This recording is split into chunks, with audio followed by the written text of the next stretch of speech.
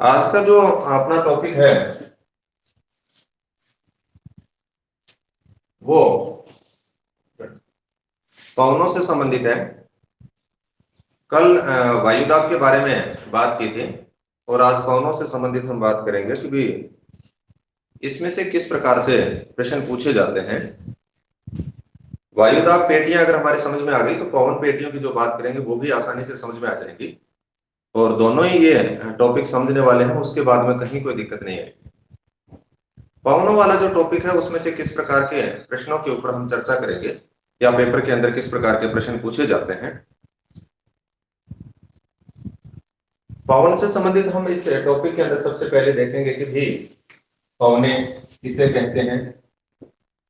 फिर उसके बाद में हम देखेंगे पवनों को प्रभावित करने वाले जो कारक हैं उनके ऊपर बात करेंगे, प्रभावित करने वाले कारकों के ऊपर। फिर उसके बाद में हम कोरियोलिस बल के बारे में बात करेंगे। कोरियोलिस बल के बारे में हम थोड़ा बहुत जिक्र पहले भी कर चुके हैं कि कोरियोलिस बल क्या होता है या इसका क्या प्रभाव होता है, इससे संबंधित है। अधिकतम कहां पे होता है, न्यूनतम कहां पे होता है, जिस प्रकार के प्रश्न इससे संबंधित होते हैं। और फिर उसके बाद में नेक्स्ट है वायुमंडलीय परिसंचरण की बात करें। वायुमंडलीय परिसंचरण, वायुमंडलीय परिसंचरण को हम तीन भागों में बांटते हुए बात करेंगे, प्राथमिक परिसंचरण, द्वितीयक परिसंचरण और तृतीयक परिसंचरण। प्राथमिक परिसंचरण में क्या क्या चीजें आती हैं, द्वितीयक परिसंचरण में जैसे प्राथमिक परिसंचरण की हम बात करेंगे प्रचलित पवनों के बारे में जिनको सनातनी या पवने कहते हैं या नित्य वाहिनी या ग्राही या भूमंडलीय पवने, उनके बारे में जिक्र करेंगे जिनके अंदर आती हैं व्यापारिक पवने, पछुआ पवने और ध्रुवीय पवने। इसी प्रकार से द्वितीयक परिसंचरण या सामयिक परिसंचरण जिसके अंदर मानसून, चक्रवात, प्रति चक्रवात की बात करेंगे, टोर्नेडो, तड़ी, झंझा। और उसके बाद में हम तृतीयक परिसंचरण यानी स्थानीय पवनों के बारे में जिक्र करेंगे जिसमें गर्म और ठंडी स्थानीय पवनों का जिक्र किया गया। यहां से इस प्रकार के जो प्रश्न होंगे उनके ऊपर चर्चा करेंगे। प्राथमिक परिसंचरण की जो है उससे संबंधित हमसे बार बार प्रश्न पूछे जाते हैं। व्यापारिक पवनों के बारे में प्रश्न पूछ लिया जाता है कि व्यापारिक पवने कहां से कहां चलते हैं, यानी किस क्षेत्र से किस क्षेत्र की तरफ प्रवाहित होती हैं, इनकी दिशा उत्तरी गोलार्ध में क्या होती है, दक्षिणी गोलार्ध में क्या होती है। इसी प्रकार से पछुआ पवनों से संबंधित भी ऐसा ही प्रश्न होता है कुछ कि पछुआ पवने किस क्षेत्र से किस क्षेत्र में चलती हैं, यानी उपोष्ण कटिबंधीय उच्च वायुदाब से उप ध्रुवीय क्षेत्र की तरफ चलती हैं। उनकी दिशा उत्तरी गोलार्ध में क्या रहती है, दक्षिणी गोलार्ध में क्या रहती है।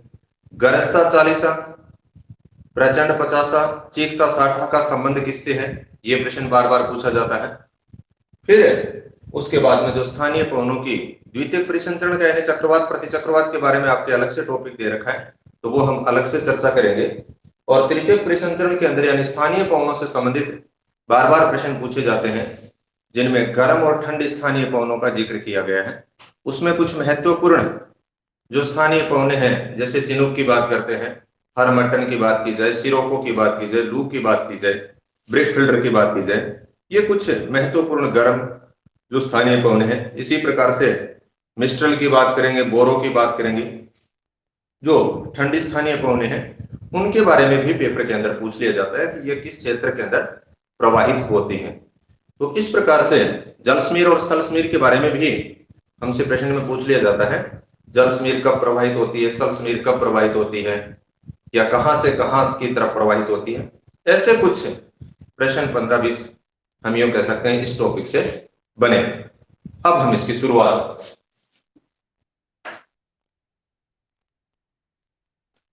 पवने,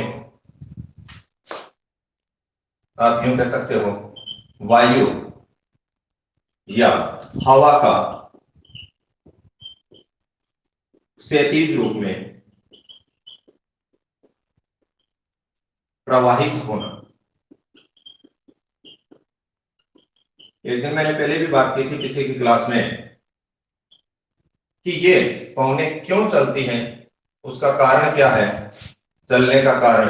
तो हमने कहा था वायुदाब का अंतर।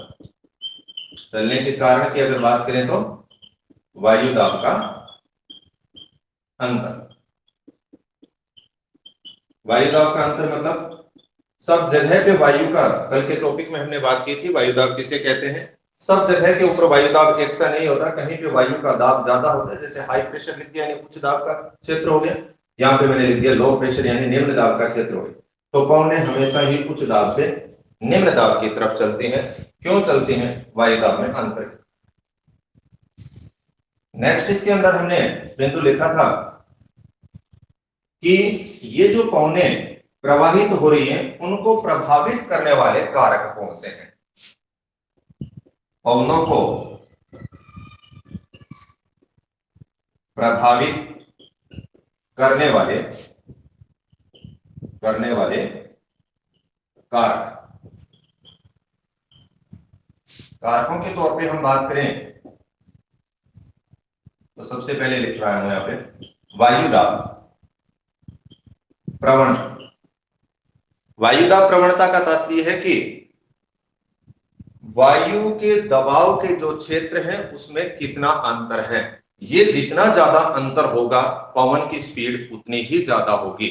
हमने कल भी बात की थी कि जहां पर वायुदाब अचानक से गिर जाता है किसी दूसरी जगह के ऊपर वायुदाब ज्यादा होता है, इसका मतलब जहां पर वायुदाब का जितना वेरिएशन होगा, जितना ज्यादा अंतर होगा पवन की स्पीड उतनी ही अधिक होगी। और अगर अंतर कम होता है तो पवन मंद गति से प्रवाहित होती है।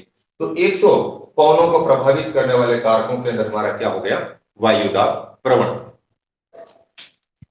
दूसरा पृथ्वी का घूर्णन।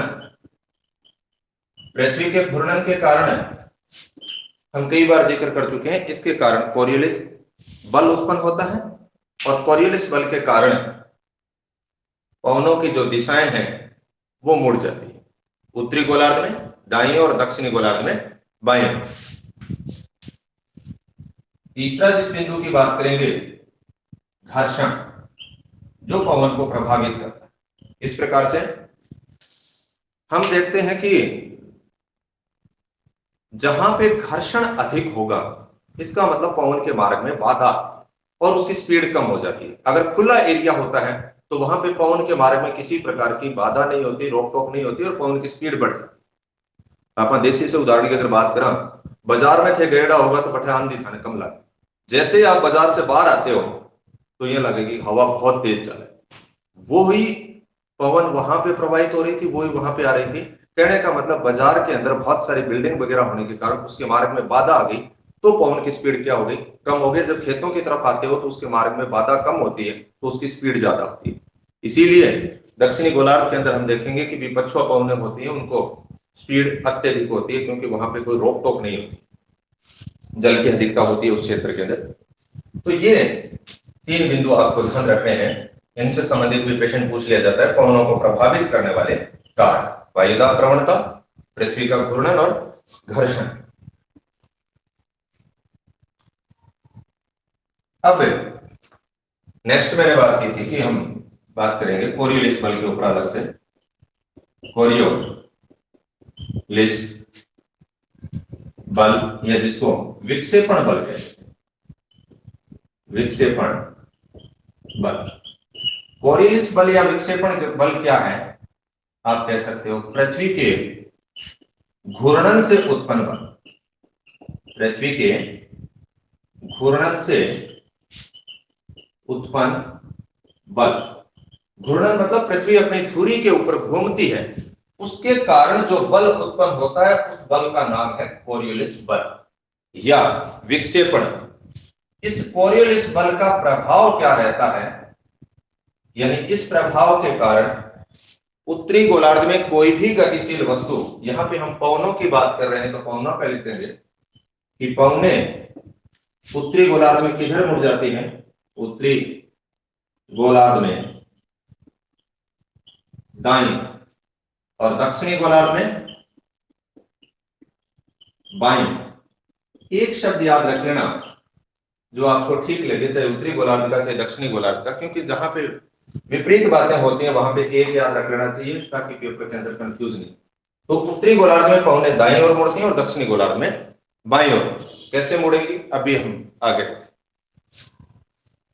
या मैं शॉर्ट में आपको इस प्रकार से यहां बता देता हूं पहले कि भी ये 0 डिग्री वाला जो एरिया है भूमध्य रेखा वाला, इसमें कल हमने बात की थी कि ये भूमध्य रेखा निम्न वायुदाब पेटी, और यहां पर ये उपोष्ण कटिबंधीय उच्च वायुदाब की पेटी थी 30 से 35 डिग्री हाई प्रेशर। इधर भी दक्षिणी गोलार्ध में भी 30 से 35 डिग्री वाला जो एरिया है ये भी हाई प्रेशर का था, उच्च दाब का था।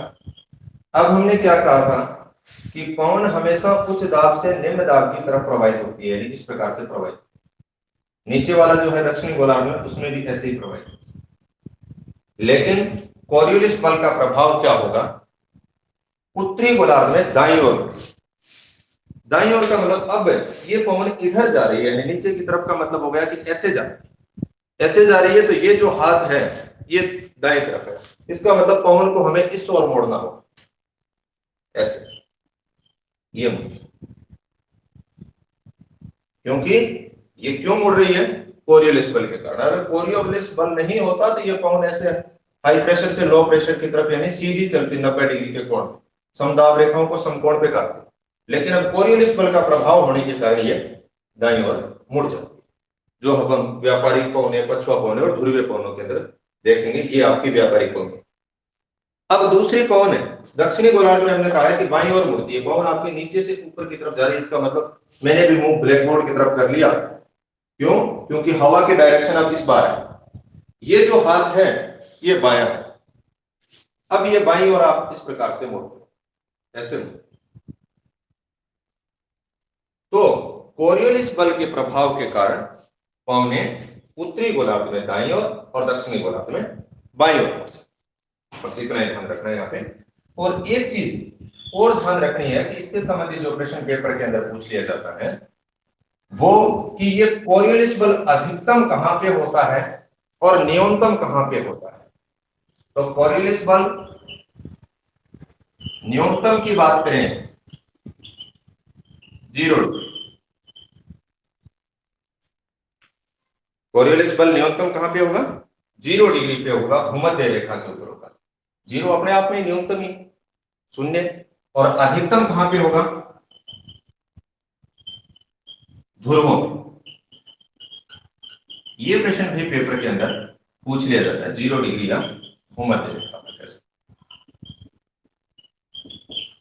कोरियोलिस बल न्यूनतम और अधिकतम पृथ्वी के घूर्णन प्रभाव के कारण ही ये ऐसा अधिकतम और न्यूनतम की बात आती है। तो अधिकतम कहां पे रहता है ध्रुवों के ऊपर, और न्यूनतम कहां पे रहेगा भूमध्य।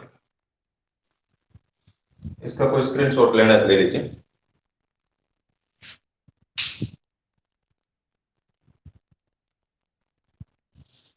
अब इस टॉपिक के अंदर हम आगे जो बात करना चाह रहे हैं वो वायुमंडलीय परिसंचरण, यानी इस वायुमंडल के अंदर किस प्रकार से परिसंचरण हमें देखने को मिलता है पवनों का। वायु मंडलीय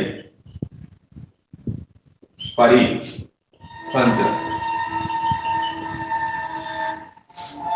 वायुमंडलीय जो परिसंचरण है इसको 3 भागों में बांट करके अध्ययन करते हैं। एक प्राथमिक परिसंचरण, बीच में हमने लिख दिया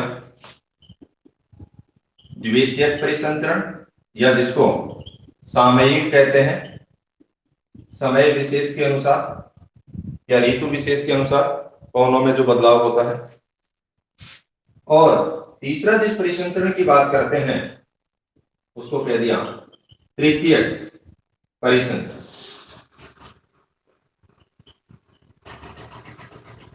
इनसे संबंधित है अगर बात करें तो प्राथमिक परिसंचरण में क्या आती है भूमंडलीय पवने। भूमंडलीय पवने यानी इस भूमि नामक जो मंडल के ऊपर पवने वर्ष भर, ये जो प्राथमिक परिसंचरण की बात करते हैं ये वर्ष भर पवने, वर्ष भर पवने एक ही दिशा में चलती है, एक ही दिशा में चलती है, यानी इनकी दिशा में कोई बदलाव नहीं होता। और पूरे वर्ष भर प्रवाहित हो रही है। भूमंडलीय पवनें या इन्हीं पवनों को ग्राहीय पृथ्वी नामक ग्रह के ऊपर प्रवाहित हो रही है तो ग्राहीय पवनें भी कहते हैं। सनातनी यानी जो निरंतर बह रही है सनातनी भी कहते हैं। नित्य वाहिनी भी कहते हैं। प्रचलित पवनें भी कहते हैं।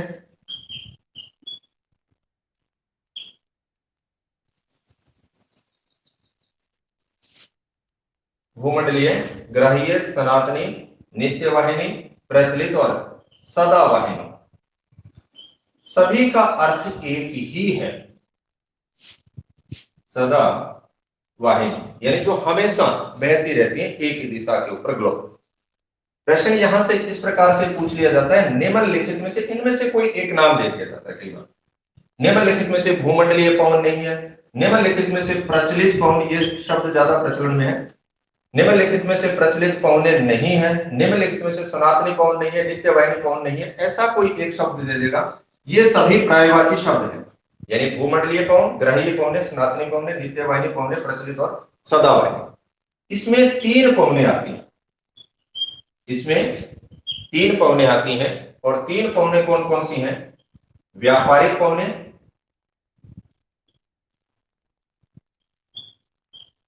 दूसरे हम पढ़ते हैं पछुआ पवनों के बारे में, पछुआ पवनें, और तीसरी आती है ध्रुवीय पवन। तो अपन को कोई ज्यादा रटने वाली बात को नहीं, कभी तो लंबो चौड़ो के नाम लिखते हो, सबका अर्थ एक ही है। नित्य जो बहती है, सदा मतलब जो हमेशा बहती है, सनातन मतलब जो निरंतर चलती रहती है, भूमंडल यानी पूरे भूमंडल के ऊपर प्रवाहित हो रही है, ग्राहीय मतलब पूरे पृथ्वी नामक ग्रह के ऊपर है, प्रचलित मतलब जो निरंतर चल रही है।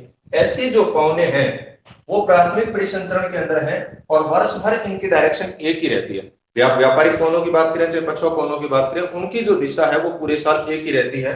अब प्रश्न ये आता है कि निम्नलिखित में से प्रचलित पवन नहीं है, वो आपके सामने ऑप्शन दे देता है व्यापारिक पवनें, पछुआ पवनें और ध्रुवीय पवनें। तीन तो ये होंगी और चौथा उसने ऑप्शन के तौर पे दे दिया, मानसून पवन दे दिया, चक्रवात दे दिया, प्रति चक्रवात दे दिया, ऐसा कुछ ऑप्शन दे दिया। तो यानी व्यापारिक पवनें, पछुआ पवनें और ध्रुवीय पवनें क्या है आपकी प्राथमिक परिसंचरण के अंदर आएंगी और प्रचलित व सदावाहिनी पवनें हैं। द्वितीयक परिसंचरण के अंदर जो समय विशेष के अकॉर्डिंग अपने डायरेक्शन को बदल लेते हैं, इसमें सबसे महत्वपूर्ण जो उदाहरण है वो मानसून का है। ऋतु विशेष के अनुसार मानसूनी जो पवनें हैं वो अपने डायरेक्शन को बदल देती हैं। इसके अलावा द्वितीयक परिसंचरण में और क्या क्या आते हैं मानसून के अलावा? चक्रवात, प्रति चक्रवात,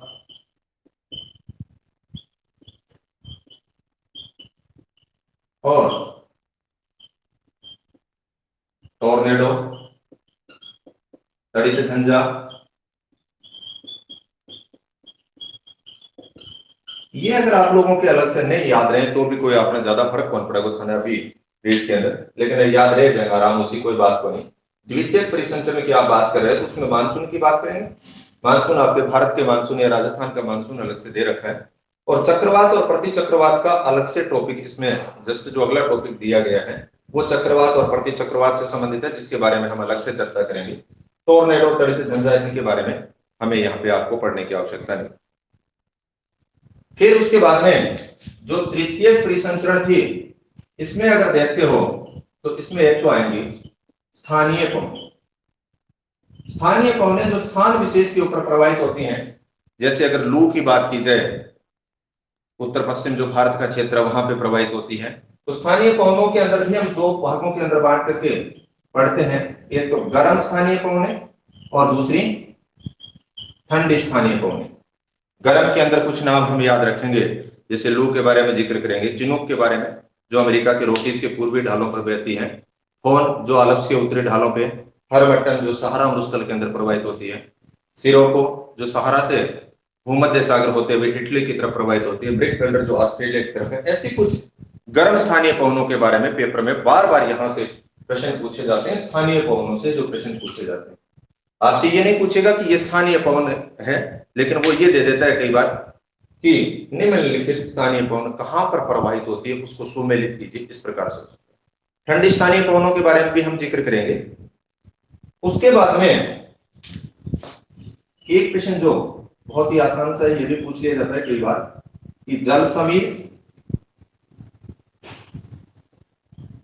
और स्थल समीर, जल समीर व स्थल समीर किसे कहते हैं, और पर्वत समीर व घाटी समीर, पर्वत समीर व घाटी समीर। इनमें भी कोई लंबी चौड़ी बात नहीं है, सिर्फ एक को याद रखते हैं, दूसरा अपने आप याद रह जाता है। दो दो प्रश्न बनते हैं मुश्किल से। जल समीर कब प्रवाहित होता है, दिन के अंदर होता है। और इसी प्रकार से पर्वत समीर और घाटी समीर के बारे में पूछ लिया जाता है। जल समीर अभी हमने कहा कि दिन के अंदर प्रवाहित होती है। पहला प्रश्न तो ये होगा कि दिन में प्रवाहित होता है या रात में प्रवाहित होती है। दूसरा ये होता है प्रश्न कि वो जल से स्थल की ओर चलती है, स्थल से जल की ओर चलती है। इस प्रकार के दो ही प्रश्न बनेंगे। इसी प्रकार से पर्वत समीर और घाटी समीर के अंदर कि वे जो पवन है वो दिन में चलती है, रात में चलती है, पर्वत से घाटी की तरफ आ रही है या घाटी से पर्वत की तरफ जा रही है, ऐसा प्रश्न यहां से पूछा। एक बार इसका स्क्रीनशॉट ले लीजिए।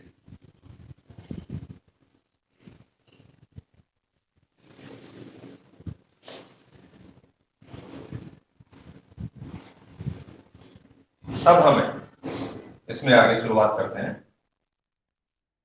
प्राथमिक जो परिसंचरण है जिसमें हम पवन पेटियों के बारे में जिक्र करेंगे वह प्रमुख है। पवनों के बारे में जिक्र किया जाएगा। प्राथमिक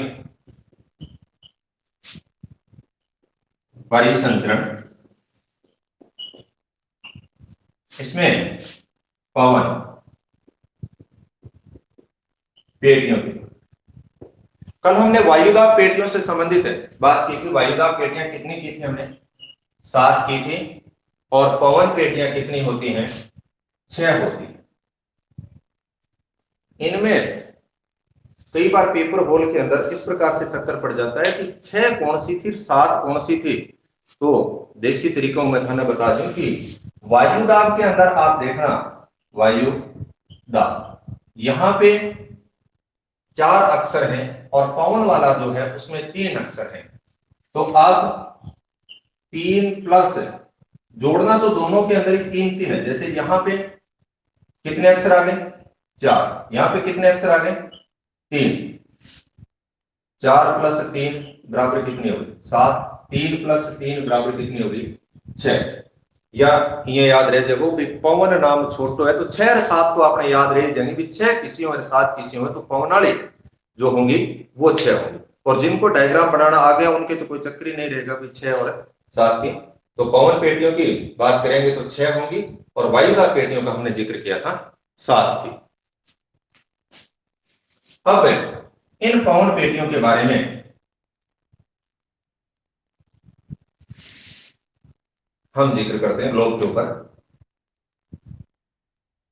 वायुदाब पेटियों के अकॉर्डिंग ही ग्लोब के ऊपर पहुंचने से। अब एक तो सबसे पहले यानी दिशा जान लेते हैं। दिशा जानने का मतलब ग्लोब जो ब्लैक बोर्ड कह दीजिए, कागज कह दीजिए, एक्चुअल में दिशा आपके हिसाब से हो सकता है उत्तर किसी और साइड के अंदर हो, लेकिन कागज या ब्लैक बोर्ड की हम जहां पर भी बात करते हैं तो हमेशा जो शीर्ष का पार्ट होगा, जो ऊपर वाला जो हिस्सा होगा उसको उत्तर, उसको क्या बोलते हैं? उत्तरी दिशा कहते हैं। तो उत्तर आ गए। जस्ट नीचे वाला होगा तो उत्तर का उल्टा अपने आप दक्षिणी होता है, विपरीत जो दिशा होती है। तो यहां पे हमने दक्षिण लिख दिया। हमेशा याद रखना जिस राइट हैंड यानी जिससे हम पेन से लिखते हैं, अधिकांश विद्यार्थी तो राइट हैंड से लिखते हैं, हो सकता है कुछ लेफ्ट हैंड से लिखें, वो अलग बात है। तो सामान्यतः बहुलता के हिसाब से हम जिस हाथ से लिख रहे हैं वो दिशा हमारी पूर्वी होगी। कौन सी होगी? पूर्वी हो जाएगी। और जस्ट पूर्व के विपरीत साइड में होगी वो दिशा हो जाएगी पश्चिम। 4 तो ये नाम याद। अब इनके अंदर बीच की अगर और बात करें दिशा की, तो उत्तर और पूर्व के बीच का हिस्सा क्या हो जाएगा? इधर से उत्तर नाम ले लिया, इधर से पूर्व ले लिया, तो उत्तरी पूर्वी। तो यहां पे मैंने लिख दिया उत्तर पूर्व, पू का मतलब उत्तर हो गया, पू का मतलब पूर्व। दक्षिण का दय ले लिया और पूर्व का दक्षिण पूर्व, ये जो डायरेक्शन होगी दक्षिण, दय का मतलब दक्षिण और पूर्व, दक्षिण और पूर्व इन दोनों के बीच की होगी। 8 दिशाओं के तौर पे अगर हम बांट रहे हैं, ये उत्तर आ गया, यहाँ पे पश्चिमी आ गई, तो ये हमारी उत्तर और पश्चिमी आ गई। ये आपका दक्षिण और ये पश्चिम, तो इसको हम क्या लेते हैं, दक्षिण पश्चिम।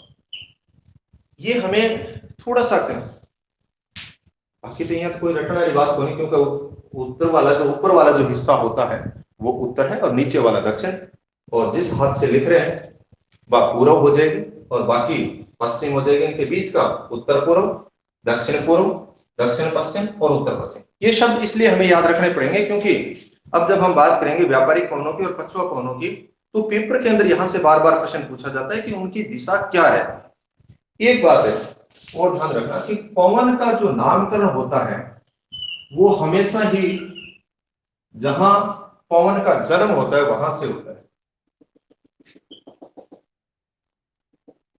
जैसे अभी मैं यहां पर बात करूं कि ये हाई प्रेशर आ गया, यहां पे मैं सिर्फ एचपी लिख रहा हूं। कल हमने बात की थी 30 से 35 डिग्री वाला जो एरिया था, इसको कुपोषण कटिबंधीय उच्च वायुदाब था, इसको हमने क्या कहा था, कुपोषण कटिबंध उच्च वायुदाब। इसी प्रकार से दक्षिणी गोलार्ध में भी 30 से 35 डिग्री वाला जो एरिया था, 30 से 35 डिग्री साउथ, ये भी आपका 30 से 35 डिग्री नॉर्थ, जिसके बारे में कल हमने काफी बातें की हैं, ये भी आपका कुपोषण कटिबंधीय एचपी लिख दिया, हाई प्रेशर। ये बीच में 0 डिग्री से 5 डिग्री नॉर्थ और 5 डिग्री साउथ की जो हमने बात की थी कल वायुदाब पेटियों में, इसको हमने कहा था भूमध्य रेखीय, भूमध्य रेखीय एलपी यानी लो प्रेशर की पेटी होगी। यहां पे हमने एक और बनाई थी उपध्रुवीय निम्न वायुदाब पेटी, यानी 60 से लेकर के 65 डिग्री वाला, जिसको कहा था उपध्रुवीय एलपी यानी लो प्रेशर। इसी प्रकार से दक्षिण के अंदर भी अगर बात करते हो 60 से 65 डिग्री,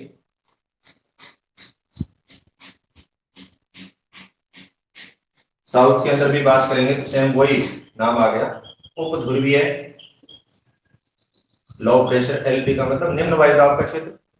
और ध्रुवों की तरफ देखते हो तो 80 से 90 डिग्री नॉर्थ, ये ध्रुवीय उच्च वायुदाब की पेटी है, उत्तरी गोलार्ध में भी और दक्षिणी गोलार्ध 80 से लेकर के 90 डिग्री दक्षिण, हाई प्रेशर की बेल्ट।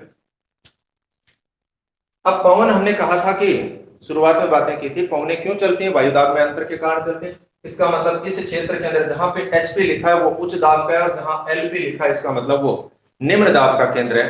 तो पवन इस उच्च दाब से इधर भी जाएगी और इधर भी आएगी। यहां इस उच्च दाब से उत्तर की तरफ भी जा रही है और दक्षिण की तरफ भी जा रही है, और इस उच्च दाब से इस निम्न वायुदाब की तरफ यानी ध्रुवीय उच्च वायुदाब से ध्रुव की तरफ आएगी। यहां अगर देखते हो उत्तरी गोलार्ध में तो एचपी लिखा है यानी ध्रुवीय उच्च वायुदाब पेटी से उप ध्रुवीय निम्न वायुदाब पेटी की तरफ आएगी। तो यानी पवनें वायुदाब के अंतर के कारण प्रवाहित होती है। ये जो पेटियों की बात करते हैं पूर्णतया हम यूं कह सकते हैं स्थल और जल के प्रभाव के कारण ये खंडित हो जाती है, पूर्णतया इस प्रकार से नहीं पाई जाती, लेकिन सामान्यकृत इस प्रकार से मान लिया गया है कि ग्लोब के ऊपर ये वायुदाब पेटियां होती हैं और ऐसे इसके ऊपर पवनें चलती।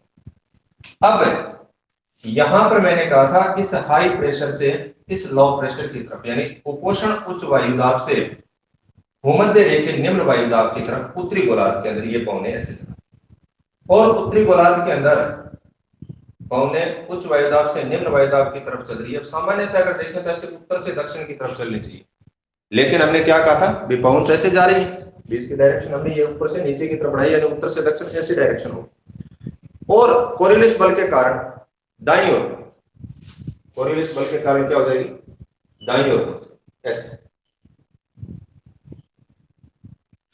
यहां पर भी ये पूरी की पूरी ऐसे चलती। अब प्रश्न जो पूछा जाता है कि व्यापारिक पवनें, इन पवनों को हम क्या कहते हैं, व्यापारिक पवनें। व्यापारिक कोण। पहले मैं दक्षिणी गोलार्ध की ओर बढ़ा लेता हूं। दक्षिणी गोलार्ध के अंदर भी आपने देखा कि ये हाई प्रेशर से लो प्रेशर यानी दक्षिण से उत्तर की तरफ ऐसे सीधी जानी चाहिए। कब? जब कोरियोलिस बल का अभाव हो तो। लेकिन कोरियोलिस बल है, कोरियोलिस बल है तो दक्षिणी गोलार्ध के अंदर किधर मोड़ देगी? बाईं ओर मोड़। ज्यादा टेंशन ना लो, मैं बाद में थाने दोबारा साउंड और बता दूं, ये समझ में आ जाए तो सारा ठीक है, मोड़नी तो नहीं है, नहीं दूसरों तरीके और बता दूंगा आड़ू।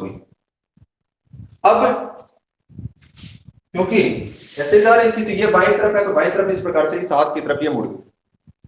अब यहां से जो आपके सामने व्यापारिक कोणों से संबंधित दो प्रश्न आते हैं। दो प्रश्न कैसे पूछे जाते हैं? पहला प्रश्न तो ये पूछा जाता है, व्यापारिक कोणें प्रवाहित होती हैं उपोष्ण कटिबंधीय उच्च वायुदाब से भूमध्य रेखीय निम्न वायुदाब। ये उत्तरी गोलार्ध की व्यापारिक कोण है और ये दक्षिणी गोलार्ध की व्यापारिक। नाम तो दोनों का एक ही होगा, व्यापारिक कोण।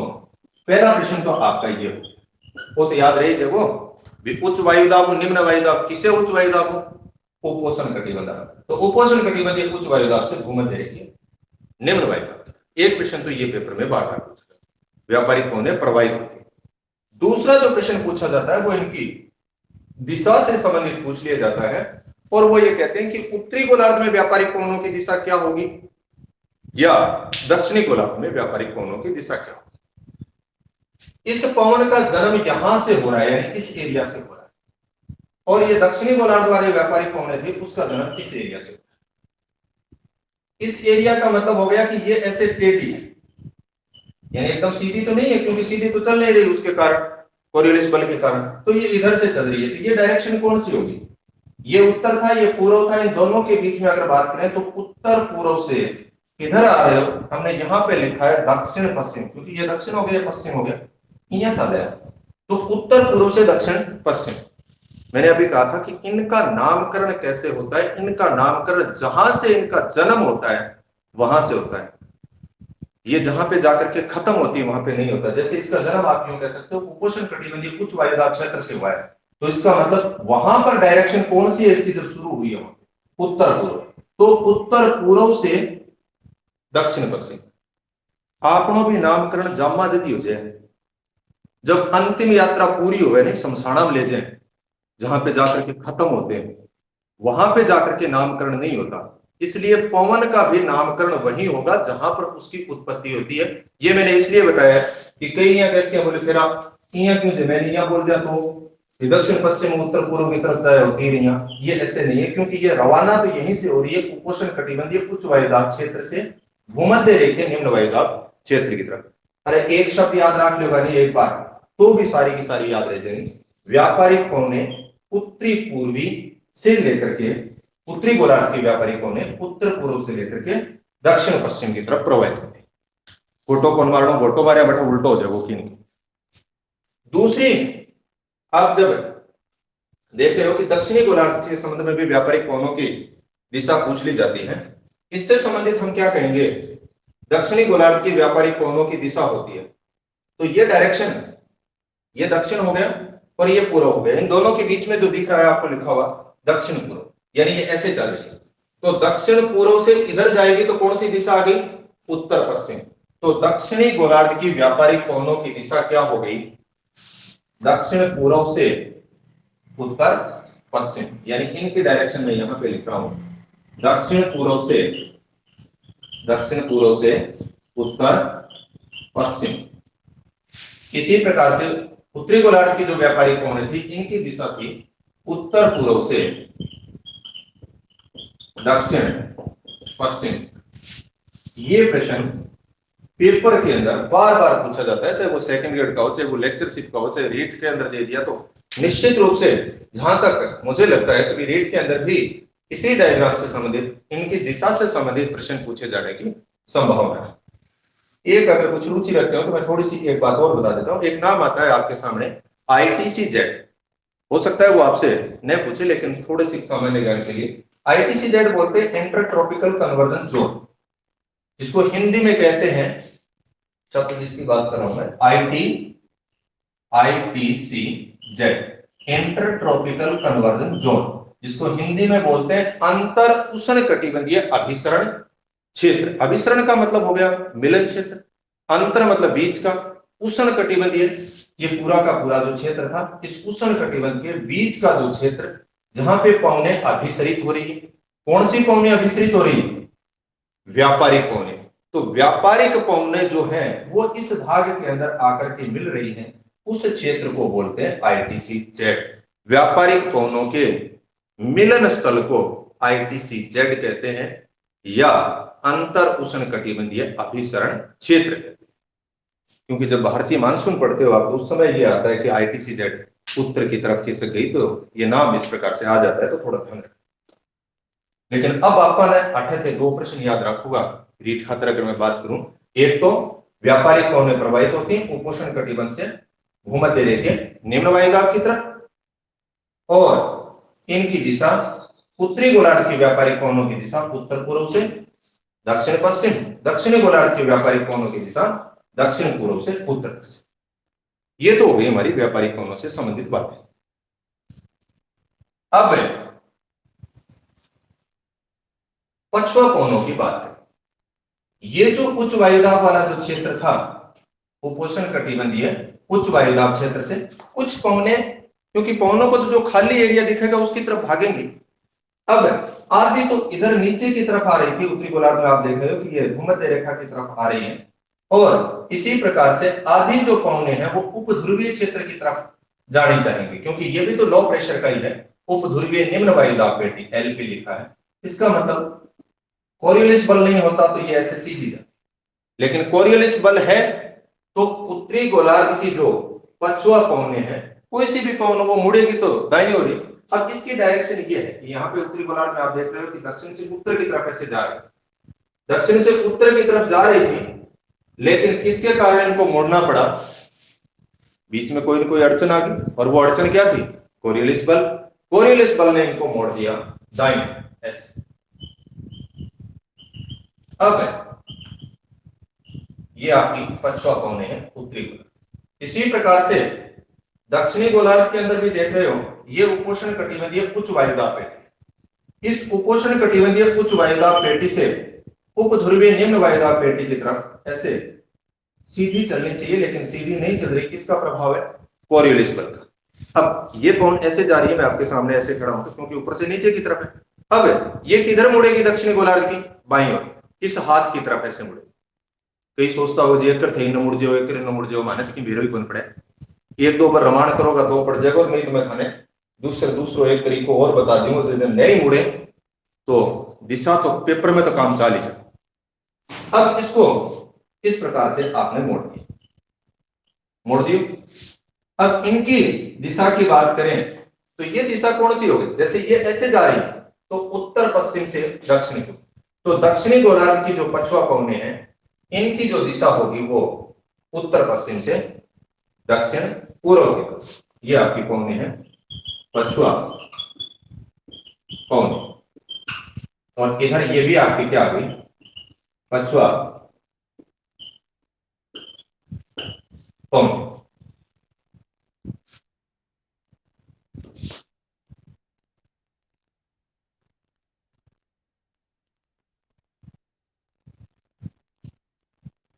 अब यहां से जो हमें प्रश्न ध्यान रखना है वो ये पूछा जाता है, तो पछुआ पवनें प्रवाहित होती हैं तो आप कहोगे कि उपोष्ण कटिबंधीय उच्च वायुदाब से उपध्रुवीय निम्न वायुदाब, ये प्रश्न पूछा जाता है। एक तो कहां से कहां? उपोष्ण कटिबंधीय उच्च वायुदाब से उपध्रुवीय निम्न वायुदाब की तरफ, एक बिंदु तो ये जाता है। दूसरा जो दोनों गोलार्धों के अंदर सेम ही बात है, ये भी आप देख लीजिए उपोष्ण कटिबंधीय उच्च वायुदाब से उपध्रुवीय निम्न वायुदाब की तरफ प्रवाहित होती है। दूसरा जो इससे संबंधित जो प्रश्न पूछा जाता है वो हमारा प्रश्न किस प्रकार से होता है कि इनकी दिशा क्या होती है? पछुआ पवनों की उत्तरी गोलार्ध में दिशा क्या है और दक्षिणी गोलार्ध में इनकी दिशा क्या है? उत्तरी गोलार्ध में आपके सामने दिखाई दे रही है कि ऐसे जा रही है, इसका मतलब दक्षिण पश्चिम से उत्तर पूर्व की, ये दक्षिण पश्चिम है, दक्षिण पश्चिम से उत्तर पूर्व की तरफ जा रही है। यहां पे मैंने लिख दिया दक्षिण पश्चिम से उत्तर पूर्व, उत्तर पूर्व। दक्षिणी गोलार्ध की जो आप पछुआ पवनों की बात करते हो, तो इनकी दिशा जो है वो आप देखोगे कि ऐसे जा रही है। इसका मतलब उत्तर पश्चिम से दक्षिण पूर्व, उत्तर पश्चिम से दक्षिण पूर्व। अब पछुआ पवनों से संबंधित एक जो महत्वपूर्ण प्रश्न बार बार जो पेपरों के अंदर और पूछा जाता है वो ये है कि गरजता 40, प्रचंड 50 और चीखता 60 का संबंध है। यह कई बार एक ही शब्द दे देता है, वो गरजता 40 का संबंध है पछुआ पवनों से। सीधा अगर दे रखा हो वो प्रश्न ऐसे दे देता है, पछुआ पवनों से, व्यापारिक पवनों से, ध्रुवीय पवनों से, तो किससे होगा? पछुआ पवनों से। प्रचंड 50 का संबंध है पछुआ पवनों से, चीखता 60 का संबंध है पछुआ पवनों से। लेकिन इससे आगे भी जाकर के कई बार वो जो बात करता है, क्या प्रश्न देता है आगे, वो ये कहता है कि उत्तरी गोलार्ध की पछुआ पवनों से या दक्षिणी गोलार्ध की पछुआ पवनों से। तो उत्तर हमारा होता है दक्षिणी गोलार्ध की पछुआ पवनों से संबंधित है। गरजता 40, प्रचंड 50 और चीखता 60 है क्या? ये जो आप विश्व का मानचित्र जब देखना एक बार, उसमें आप देखोगे कि भूमध्य रेखा से जो उत्तर वाला जो एरिया है यानी उत्तरी गोलार्ध जो है उसमें स्थलखंड की अधिकता है, और दक्षिणी गोलार्ध में किसकी अधिकता है? जल की अधिकता है, यानी समुद्री समुद्र है, पानी पानी। अब जब हवा, ये आपकी जो पछुआ हवा उत्तरी गोलार्ध के अंदर चलती है, तो हमने कहा था कि स्थल स्थल है तो उसके अंदर बहुत सारी संरचनाएं निर्मित होगी, अधिवास भी होंगी, फैक्ट्री भी होंगी, कृषि भी होंगी, पेड़ पौधे भी होंगे, और वो सारे इस पवन के मार्ग में बाधा पड़ते हैं, यानी उत्तरी गोलार्ध। इसका मतलब पवन की स्पीड, हमने कहा था कि घर्षण बल ज्यादा होगा तो उसकी स्पीड कम हो जाएगी, तो उत्तरी गोलार्ध में तो इतनी तेज रहेगा। दक्षिणी गोलार्ध में हमने कहा है कि दक्षिणी गोलार्ध में किसकी अधिकता है? जल की अधिकता है, और जल की अधिकता होने के कारण यहां पर यानी प्लेन एरिया पड़ेगा, खाली रोड हो तो थे गाड़ी बहुत तेज स्पीड में चलाओ, और जब ट्रैफिक होता है तो धीरे चलती है। उसी प्रकार से पवन को भी यही बात है कि जो दक्षिणी गोलार्ध वाला जो हिस्सा था उसमें समुद्र था और न्याल होगी, मतलब कोई रोकन टोकना रोको नहीं हो, आपकी स्पीड हो फुल स्पीड में चलने लगी। अब यहां पर फुल स्पीड से उसने चलना शुरू कर दिया।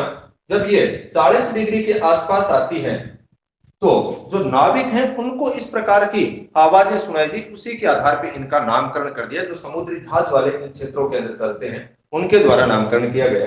जैसे 40 डिग्री के आसपास पहुंचे तो 40 डिग्री यानी दक्षिण दिखिए, दय का मतलब दक्षिणी, 40 डिग्री दक्षिणी गोलार्ध का जो क्षेत्र था वहां पर इस पछुआ पवनों को क्या बोलते हैं? गरजता, गरजती सी लगे या बादल गरजे, गरजता 40, गरजता 40, 50 डिग्री के आसपास अगर देखोगे तो इसको बोलते हैं, यानी और ज्यादा भयंकर होती है ये, और ज्यादा स्पीड इनकी हो जाती है तो प्रचंड 50। और 60 डिग्री के आसपास अगर मैं कहूं, 60 डिग्री के आसपास तो ये चीखती हुई सुनाई देती है, तो चीखता 60। इन सब के आगे दक्षिणी गोलार्ध की बात कर रहे हैं, दय लिया, यहां पर भी मैंने दय लिया। ये तीनों प्रश्न ही पेपर के अंदर बार बार पूछे जाते हैं, यानी दक्षिणी गोलार्ध के अंदर पछुआ पवनों को गरजता 40, प्रचंड 50 और चीखता 60। मुझे लगता है कि या तो इनकी दिशा से संबंधित और या इन तीनों प्रश्नों से संबंधित हमारे सामने कोई नहीं। अब आगे जो ध्रुवीय पवने हैं उनके अंदर ज्यादा कोई अपन टेंशन लेने वाली बात को नहीं। जैसे इस ध्रुवीय उच्च वायुदाब से उप ध्रुवीय निम्न वायुदाब की तरफ जो पवनें प्रवाहित हो रही हैं उसको हम क्या कहेंगे? ध्रुवीय, ध्रुवीय पवनें। ये भी आपकी उत्तर पूर्व से दक्षिण पश्चिम की तरफ प्रवाहित हो रही है उत्तरी गोलार्ध, लेकिन कोरियोलिस बल की अधिकता होने के कारण कई बार इनको और ज्यादा इस प्रकार से ये मुड़ जाती हैं, तो ये पूर्व से पश्चिम की तरफ भी चलती हुई दिखाई देती हैं, इसलिए इनको कई बार पूर्वा पवने भी कह देते हैं। इनको ध्रुवीय पवन, पूर्वा पवन, चाहे उत्तरी की बात करें चाहे दक्षिणी की बात करें, इनसे संबंधित प्रश्न, ध्रुवीय पवनों से संबंधित बहुत कम प्रश्न पूछा जाता है। इसी प्रकार से दक्षिणी गोलार्ध के अंदर भी हमने देखा था वही मुड़, तो ये भी ऐसे ही रही थी कि उत्तरी गोलार्ध वाले दाईं ओर मुड़िए, मतलब पवने ऐसे चलने चाहिए थे, लेकिन दाईं ओर मुड़ने के कारण जैसे व्यापारिक पवनों की डायरेक्शन हो रही है उसी प्रकार से ध्रुवीय पवनों की भी दिशा है। दक्षिणी गोलार्ध के अंदर ये ध्रुवीय उच्च वायुदाब से उप ध्रुवीय निम्न वायुदाब की तरफ जा रही है, तो यहां पर इसकी दिशा दक्षिणी गोलार्ध में बाईं ओर होगी, ऐसे मुड़ेगी। तो दक्षिणी गोलार्ध की जैसे व्यापारिक पवनों की डायरेक्शन है उसी प्रकार से ये होगी, लेकिन कोरियोलिस बल अधिकता होने के कारण इनकी भी दिशा पूर्व से पश्चिम अगर कहें तो इनको भी पूर्वा पवने कह देते हैं। तो ये हमने बातें की थी इससे संबंधित पवन पेटियों से संबंधित व्यापारिक पवनों और पश्चिम पवनों और ध्रुवीय पवनों जिनसे संबंधित बार बार पेपर के अंदर प्रश्न पूछा जाता है। एक बार इसका स्क्रीनशॉट लीजिए, फिर मैं वापस आपके सामने बात करता हूं।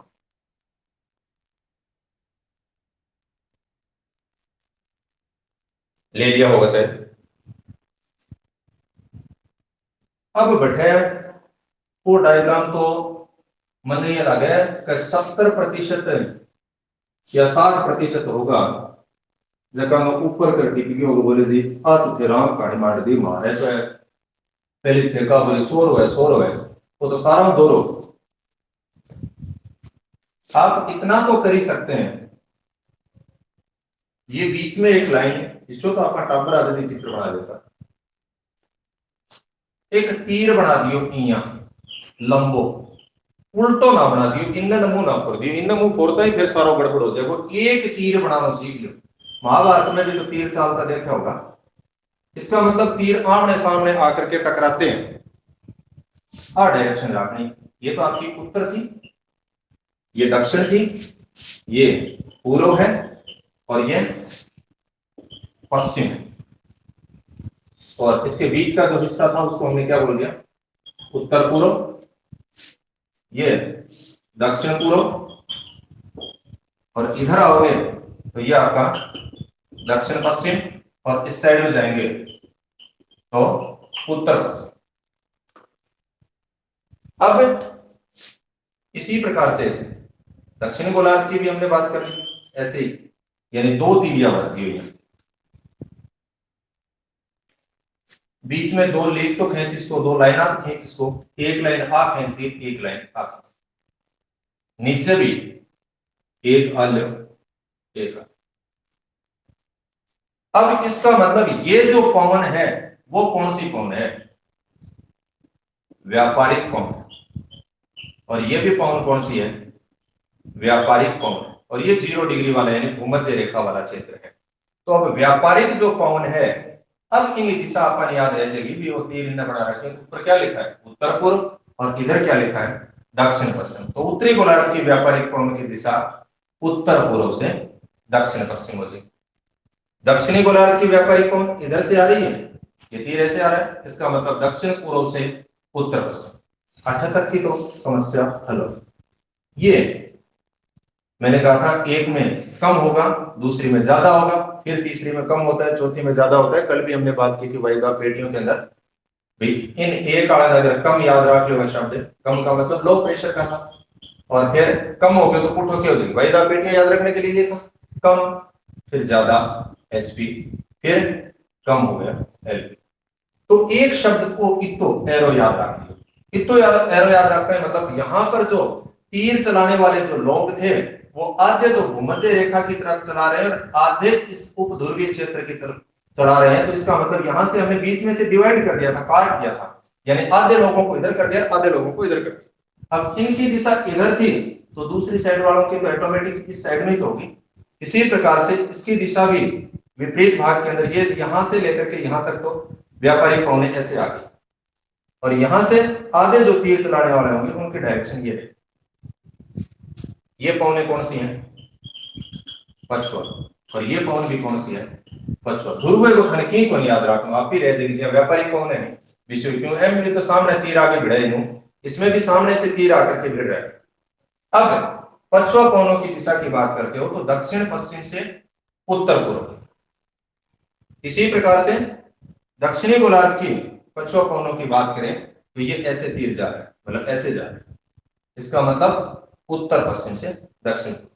यानी इसो एक एरो याद रख लियो बैठे, एक तीर तो ओ लगे और एक तीर यहाँ, इनकी डायरेक्शन अगर चेंज कर दी तो गड़बड़ होती, बस बीच में इतो काटो ही मारना, एक कट लगाते ये आपकी एक नंबर वाली व्यापारी हो जाएगी, दो नंबर वाली पछुआ हो जाएगी, जिसका मुंह उधर चला। इसी प्रकार से इसका मुंह भी आप इधर करते हैं, एक नंबर व्यापारी कौन है, दो नंबर पछुआ।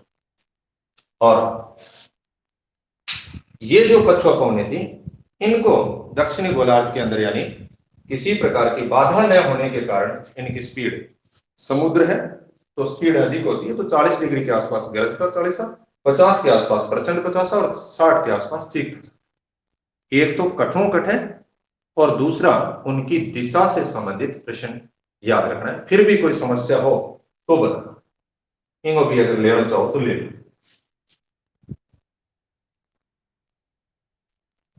पेपर हॉल में एक इसो रफ डायग्राम बना लियो, इतो लंबो चौड़ो बनाने की जरूरत नहीं, बस बैठे सिर्फ वो यहाँ पूछा नहीं कि अगर उसने पूछ लिया कि दक्षिणी गोलार्ध के अंदर पछुआ पवनों की दिशा बताइए, तो थे बैठे एक रफ कागज पर तो मंड अब बीच में दिखा दिए, अब तीर चलाना तो एक की एरो को निशान ये याद रख लियो, वो इनू आवे, वो आओगे तो दूसरों अगर सामने भिड़ाना है तो भाई कहीं तो इया भिड़ा देगा, इया कौन भिड़ाना, थोड़ा सा। अब ये जब आ रही है तो अब इसको दक्षिणी गोलार्ध की पछुआ पौने पूछिए, उनकी दिशा पूछिए, तो यहाँ पे आपने कट लगा दिया। एक नंबर वाले तो व्यापारी पौने मतलब दूसरी की बात करे वो, तो दूसरी की बात करे वो, ये हवा इधर जा रही है तो यहां से ऐसे इधर जाएगी, इसका मतलब इधर जाएगी, तो ये उत्तर है और ये पश्चिम है, तो यहाँ पे बीच में कौन सी दिशा है, उत्तर पश्चिम से, और इधर आपकी दक्षिण पूर्व। बस इतो सो करके बड़ा उत्तर दे दियो, नहीं कई बार प्रश्न आते समय भी उत्तर है गलत।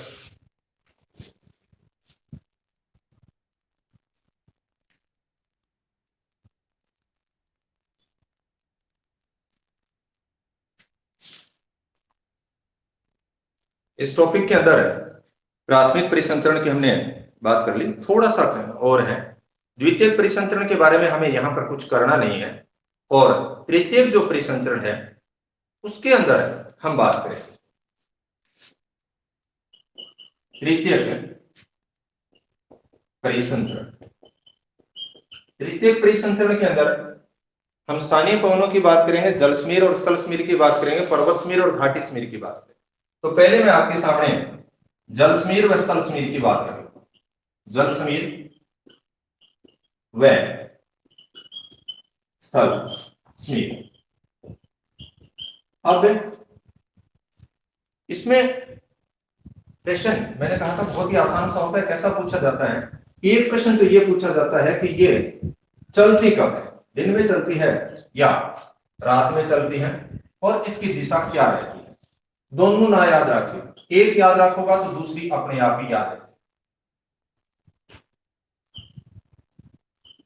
ये आपका स्थल का जो हिस्सा है और ये जल का हिस्सा है। अब जल समीर और स्थल समीर पहले यहां पे एक की बात जल समीर की बात कर लेंगे, और दूसरा जो था यहां पे मैं लिख देता हूं स्थल समीर। स्थल समीर मतलब पवन होती है, हवा होती है, वायु होती है, इसमें भी ये डायग्राम आ गया इसी प्रकार से, ये आपका वापिस स्थल का पार्ट हो गया और ये जल का पार्ट। अब क्या करना है कि जल समीर नाम से स्पष्ट है कि वो हवा किधर से चल रही है। मैंने कहा था कि पवन का नाम, जैसे हमारा नामकरण जहां से जन्म होता है वहीं से होता है, उसी प्रकार से पवन का नामकरण भी जहां से जन्म हो रहा है वहीं से हो। मेरे को लगता है ये वीडियो थोड़ी सी लंबी हो जाएगी, तो मैं इसको वापस से एक बार कर देता हूं ताकि देखने वालों को परेशानी नहीं होगी।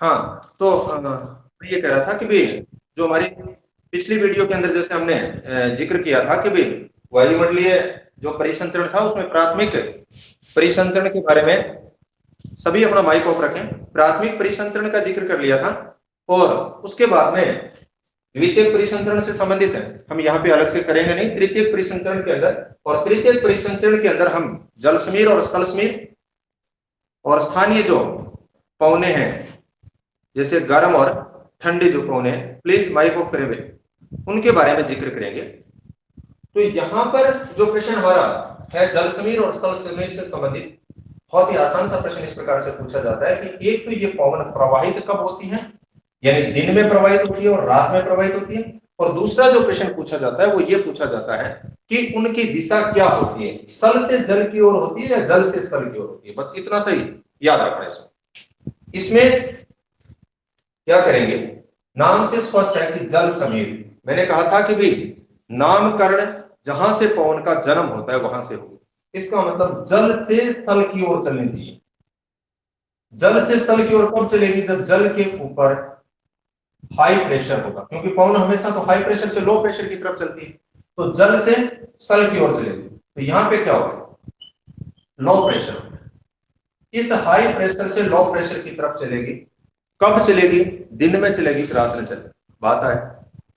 दिन के समय स्थल भाग है वो जल की तुलना में अधिक गर्म हो गया, गर्म होकर के हवा ऊपर उठ गई और निम्न दाब का केंद्र बन गया, इसलिए ये तो लो प्रेशर का क्षेत्र हो गया, ये हाई प्रेशर का।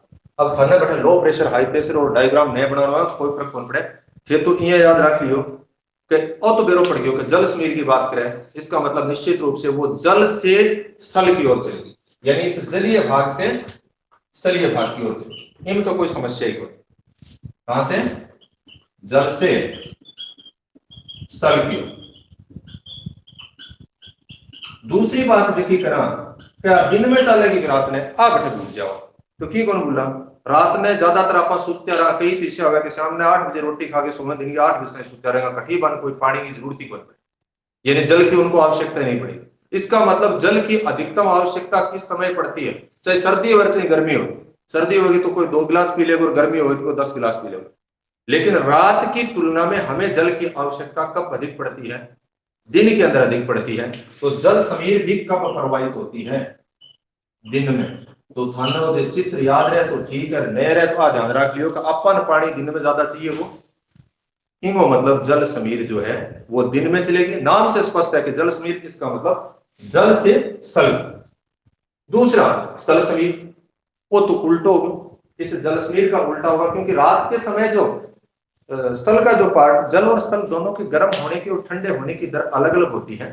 तो रात के समय स्थल है वो तेजी से पार्थिव विकिरण हो गए, पार्थिव विकिरण यानी पृथ्वी के द्वारा जो विकिरण किया जा रहा है, और जल्दी से ये ठंडा हो जाएगा, इसका मतलब ये हाई प्रेशर का क्षेत्र हो जाएगा। इसकी तुलना में जलीय भाग, ये खासतौर से जो तटीय भाग होते हैं वहां पे देखने को मिलते हैं, जो कोस्टल एरिया होंगे, और जल में इसकी तुलना में लो प्रेशर होता है, इसका मतलब पवन इस हाई प्रेशर से लो प्रेशर की तरफ चलेगी। नाम से स्पष्ट है कि स्थल समीर, समीर का मतलब पवन, स्थल से जल की ओर, स्थल से जल की ओर कब चलेगी, बाद दिन में चलेगी, तो ये स्थल समीर कब चलेगी, रात में। बस ये दो प्रश्न पूछे जाते हैं, हम अपन दोनों याद रखने की कतई जरूरत को नहीं है, भूल जाइयो कि एक याद रखनी है और बार रखनी अपन जल समीर, जल की हमें दिन में आवश्यकता पड़ेगी, इसका मतलब वो जल से स्थल की, आप पानी में कौन पड़े, आप स्थल के ऊपर पड़ेंगे, मतलब आपने खतर का पानी ले गए पीण खातर, और कब, दिन के अंदर। ये आपके जल समीर और स्थल समीर की बात। एक बार को स्क्रीनशॉट लेना चाहे ले ले।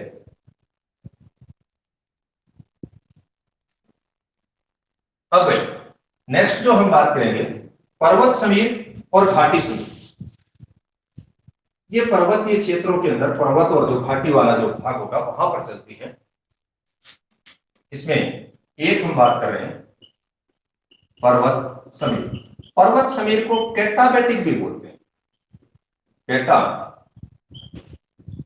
कहते हैं, और दूसरी घाटी समीर, घाटी समीर को एनाबेटिक कहते हैं, एनाबेटिक कहते हैं।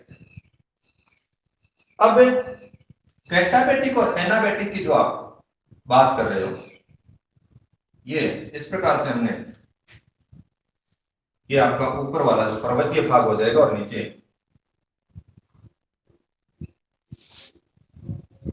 ये पर्वत का क्षेत्र हो गया और नीचे की तरफ यानी घाटी वाला हिस्सा हो।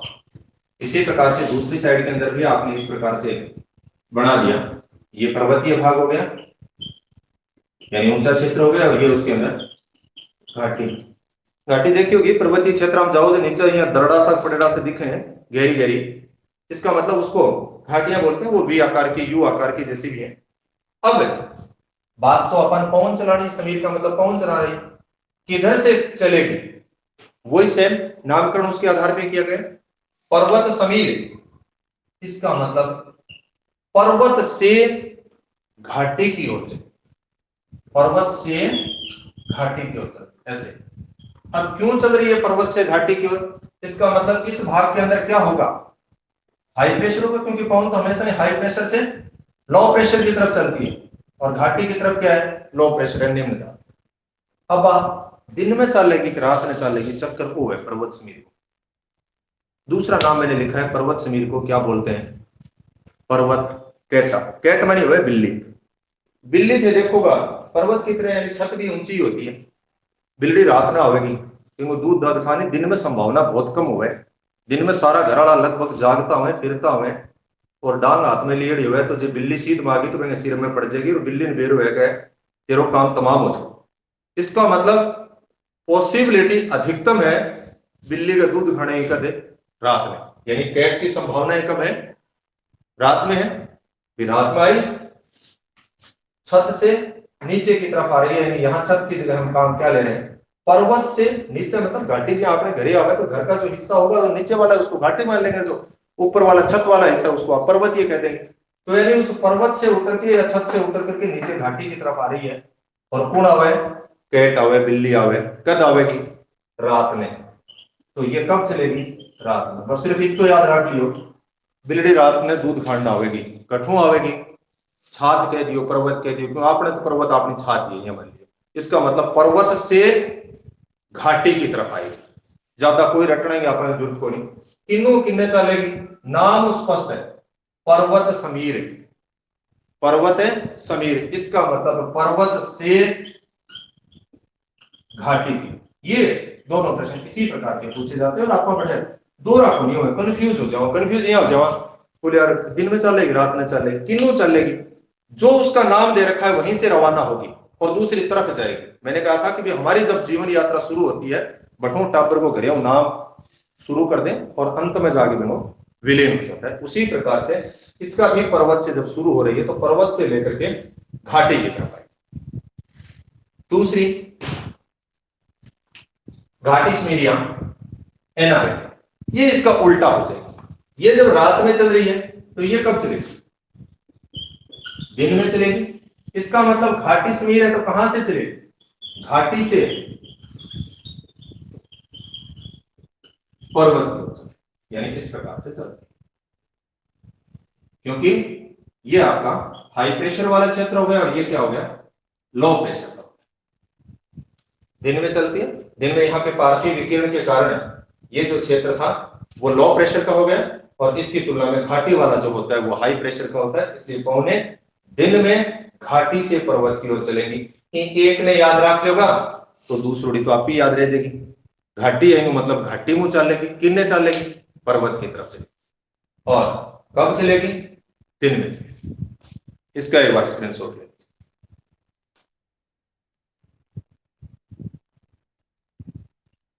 नेक्स्ट हम बात कर रहे हैं तृतीय परिसंचरण के अंदर जो स्थानीय पवनों की बात करेंगे।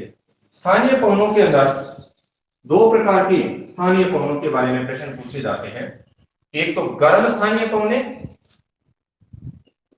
स्थानीय पवन।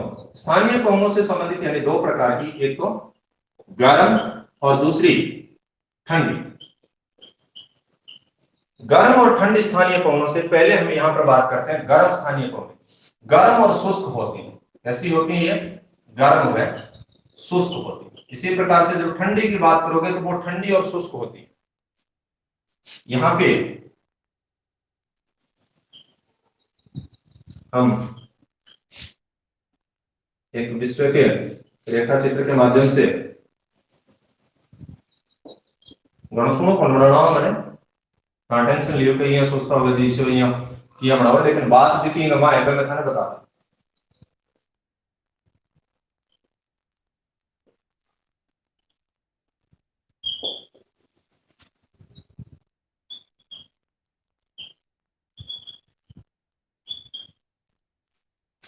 ये अफ्रीका वाला जो हिस्सा है,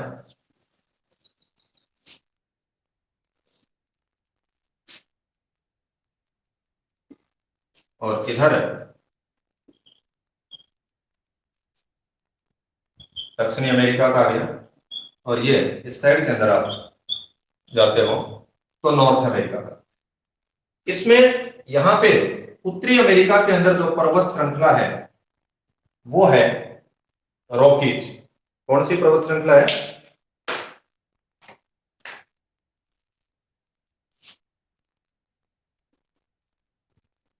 रॉकीज पर्वत श्रृंखला।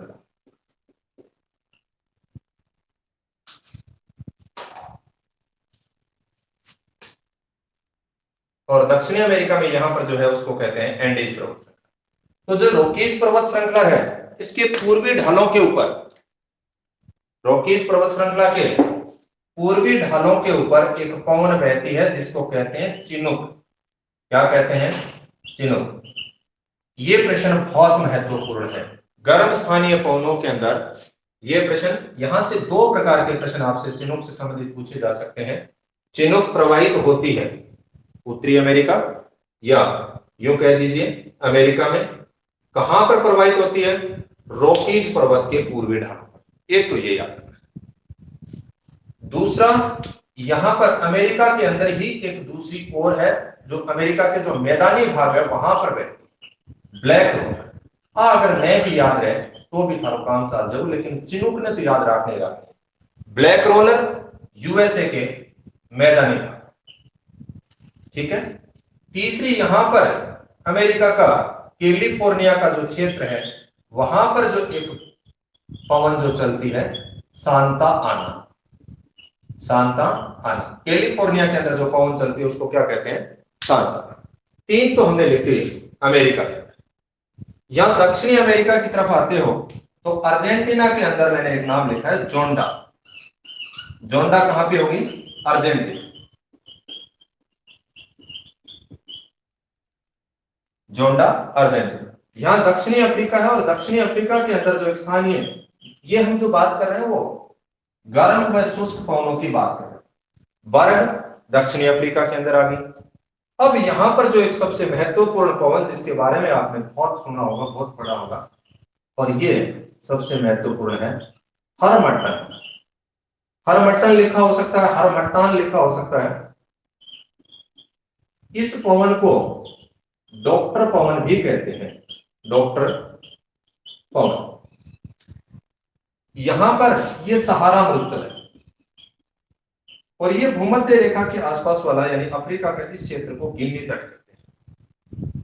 तो सहारा मरुस्थल से गिनी तट की ओर जो पवन प्रवाहित होती है उसे कहते हैं हरमट्टन। ये पेपर में बहुत बार पूछी जाती है, हरमट्टन कहां प्रवाहित होती है? तो सहारा मरुस्थल से गिनी की ओर प्रवाहित होती है। या कई बार कह देते हैं डॉक्टर पवन किसे कहते हैं? डॉक्टर पवन किसे कहते हैं? तो हरमट्टन को कहते हैं। डॉक्टर को क्या काम हुए? लोगों को इलाज करना हुए, यानी वो बीमारियों को खत्म करता है। तो ये हरमट्टन भी लोगों को इलाज करे। अब ये डॉक्टर है क्या करेगी? ये जो गिनी तट है भूमध्य रेखा के आसपास वाला ये जो क्षेत्र है, जहां पर जब आप देखते हो कि हमारा जो मानसून का टाइम आता है उस समय मौसमी बीमारियां बहुत अधिक होती हैं। तो क्यों? वातावरण में जब नमी यानी आर्द्रता अधिक होती है उस समय बैक्टीरिया वगैरह जो है वो भी ज्यादा एक्टिव होते हैं। तो यहाँ पर तापमान भी ज्यादा इस भूमध्य रेखीय क्षेत्र में गिनने वाले में, और आर्द्रता भी ज्यादा होती है, इसके कारण बीमारियां बहुत अधिक होती हैं। लेकिन जब भी ये हरमट्टन यहाँ पे पहुंचती है तो इसका मतलब वो उसमें से ह्यूमिडिटी वातावरण में से कम कर देती है, आर्द्रता कम कर देती है। आर्द्रता कम कर देती है तो ऑटोमेटिक ही बीमारियां कम हो जाती हैं, और इसलिए हरमट्टन पवन को क्या बोलते हैं? डॉक्टर पवन कहते हैं। इसी प्रकार से मैंने यहाँ पे चिन्हों के अंदर आप एक वापिस एक शब्द आपको और लिखता हूं, यहाँ पे ये भी ध्यान रखना, हिमभक्षिणी भी बोलते हैं चिन्हों को। हिमभक्षिणी, हिम का मतलब होता है बर्फ को खाने वाली होती है, क्योंकि चिनुक जो रॉकीज पर्वत है इस प्रकार से उसके पूर्वी ढालों पर नीचे उतरती है, तो शुष्क एडियाबैटिक दर से, ये आपको यहाँ पे, या जिसको हिंदी में कहते हैं शुष्क रुदोष्म दर से ये पवन गर्म होती है और नीचे जो बर्फ वाला जो एरिया होता है उसको पिघला देती है, इसलिए इसको हिमभक्षणी कहते हैं। तो मैं लंबी चौड़ी कहानी में तो जाने की जरूरत नहीं, सिर्फ इतना याद रख लेना कि हिमभक्षणी किसे कहा जाता है, चिनुक को। डॉक्टर पवन किसे कहा जाता है, हरमन। अब यहाँ पर एक जो महत्वपूर्ण और जो पवन जो आपको याद रखनी है, वो पवन आपकी है इस सहारा से, ये यहां पर जब कल हम बात कर रहे थे कि आपका भूमध्य सागर, सहारा से भूमध्य सागर होते हुए इटली की तरफ एक पवन जाती है और उस पवन को कहते हैं सिरोको। क्या बोलते हैं, सिरोको। ये पवन भी बहुत महत्वपूर्ण है और ये करती है रक्त वृष्टि। रक्त मतलब होता है खून, और वृष्टि यानी खून की बारिश करेगी।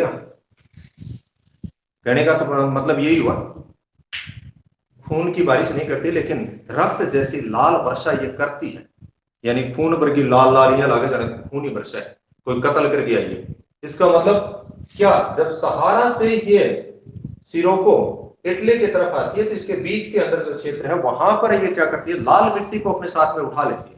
यानी इस एरिया के अंदर बीच में रेड सोइल है, लाल मिट्टी को अपने साथ में उठा लिया और भूमध्य सागर से इसने ह्यूमिडिटी यानी आर्द्रता को ग्रहण कर लिया, और जब इटली वाला जो क्षेत्र आता है वहां आकर के जब ये बारिश करती है तो वो जो लाल मिट्टी थी वो भी वर्षा के साथ में नीचे आती है और देखने में यह लगे जाने खून की बारिश होती है, इसलिए सिरोको को कहते हैं रक्त वृष्टि। तो इन तीनों के उपनाम हो गए, रक्त वृष्टि सिरोको का हो गया, हरमटन का डॉक्टर हो गया, और हिमभक्षणी चिनुक का।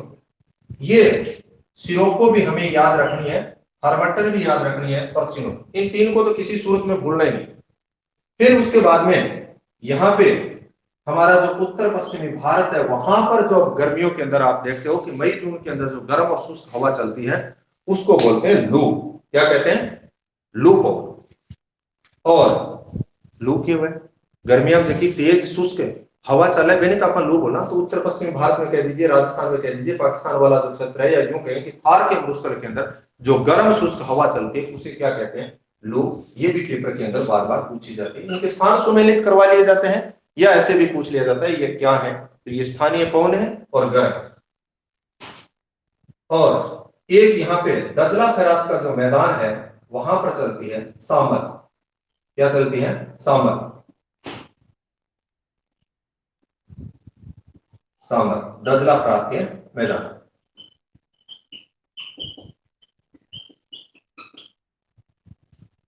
इसी प्रकार का जो अरब का क्षेत्र है वहां पे सिरोको की एक शाखा यानी जिसको सिमुम कहते हैं अरब के अंदर।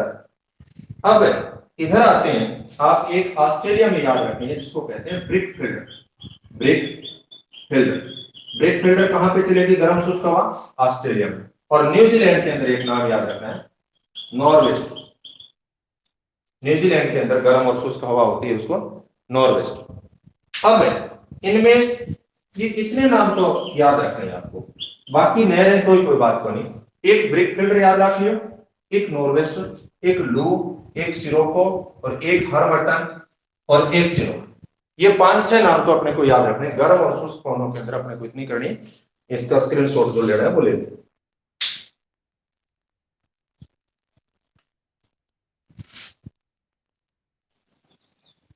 अब अपने गर्म और शुष्क पवनों के बाद में ठंडी जो, अच्छा इसमें एक और ध्यान रखना भी, गर्म और शुष्क के अंदर जो महत्वपूर्ण है, यहाँ पे यूरोप के अंदर जो आल्प्स पर्वत है वहां पे चलती है फोन।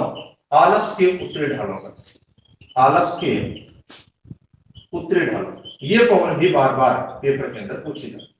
फोन पवन के बारे में, आल्प्स पर्वत के उत्तरी ढालों पर जो प्रवाहित होने वाले पवन है उसे क्या कहते हैं, फोन। इसको भी ले स्क्रीनशॉट में। अब ठंडी जो स्थानीय पवने हैं,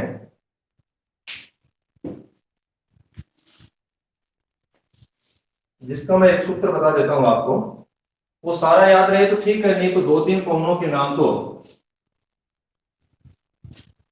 या आप है।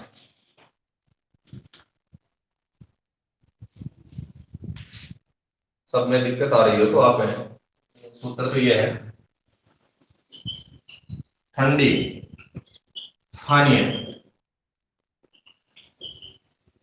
पवन, क्योंकि स्कूल लेक्चरर वगैरह में या कॉलेज में उनमें तो ये है, या नेट वगैरह में तो इस प्रकार से भी पूछ लिया जाता है निम्न में से गर्म कौन सी स्थानीय पवन है या ठंडी कौन सी। आपसे शायद ऐसा गर्म और ठंडी तो अलग अलग नहीं करवाएगा, लेकिन फिर भी ये सब पूछा जा सकता है कौन सी कहाँ पे प्रवाहित होती है। मीना बाई पुर जुर बोरो लेने बुरान पे गई, और लास्ट में कर देना बलि। ये ठंडी स्थानीय पवनों का एक सूत्र है जिसके द्वारा हम कर सकते हैं। मी का मतलब, अब हम उठाने किसी याद रखने बाद में मैं बता दूंगा, कोई बात नहीं।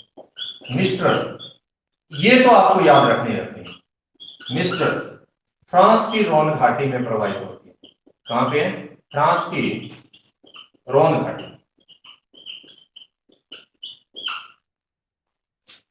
ना का मतलब नॉर्दर्न,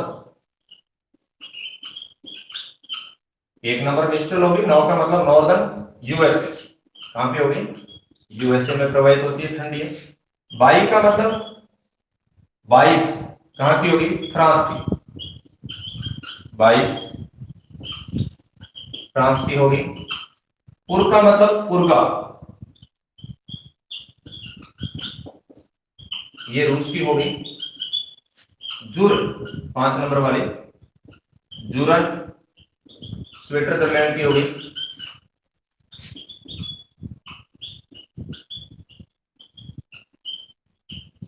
फिर उसके बाद में 6 नंबर बोरो, एड्रियाटिक सागर के एक सागर के पूर्वी भाग में।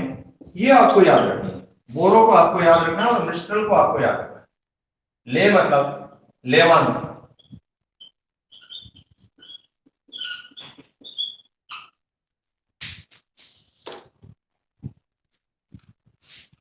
लेवांतर की बात करें तो ये स्पेन के अंदर।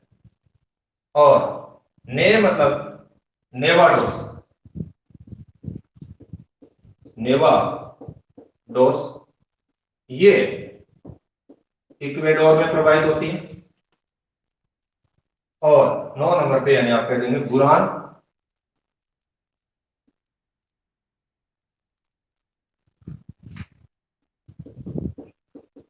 ये हमारी रूस के अंदर प्रवाहित होती है। पे से पेम्पेरो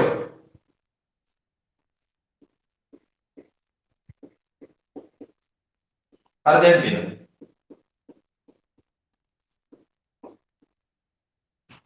और लास्ट में बलि का मतलब बलिजार, बलिजार या जिसको हिम झंझाव, हिम मतलब बर्फ के जो तूफान होते हैं, हिम झंझाव, ब्लेजार्ड या हिम झंझाव।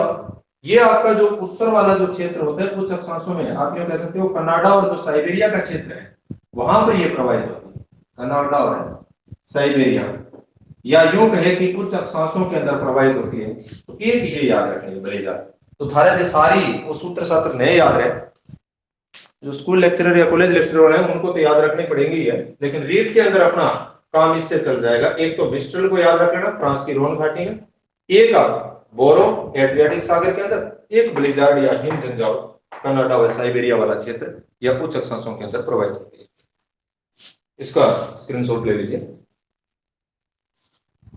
ये टॉपिक अपना यहीं पे पूरा हुआ